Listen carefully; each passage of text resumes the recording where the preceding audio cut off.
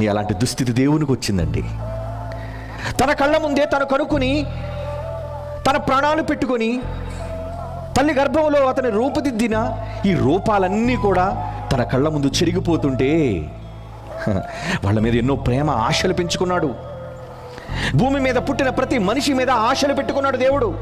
నిన్నటి దినం చదువుకున్నాం కదా, మనము తన కోసమని, మనలను తన కోసం నిర్ణయించుకున్నాడు ఆయన. మన పుట్టుకే ఆయన కోసం. నాకు పిల్లలు కావాలి, ఆ పిల్లలు నేను ప్రేమించాలి, ఈ పిల్లలు కూడా నన్ను ప్రేమించాలి అని పిల్లల మీదే మనసంతా పెట్టుకున్నాడండి. ఏమండి, దేవుడికి పిల్లలు తప్ప వేరే ధ్యాస ఆలోచన లేదండి. ఆయనకు భార్య ఎక్కడుందండి వ్యామోహంతో భార్య వైపు వెళ్ళిపోవడానికి? ఆయన దేవుడే, కానీ భార్యను కావాలని కోరుకోలేదు. ఏ ఇతర బంధాన్ని ఆయన కోరుకోలేదు. నాకు ఒకే ఒక్క బంధం చాలు. ఏంటి ఆ బంధం? నా పిల్లలకి నాకు ఉన్న బంధం, తండ్రి కొడుకుల సంబంధం ఎంత పవిత్రమైనదండి.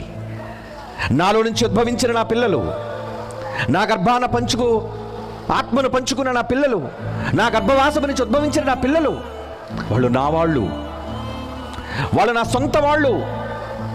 నా ఆలోచనలు, నా సంకల్పం అంతా వారి మీదే అని కోట్ల సంవత్సరాలుగా ఎదురు చూశాడు కదండి మన కోసం.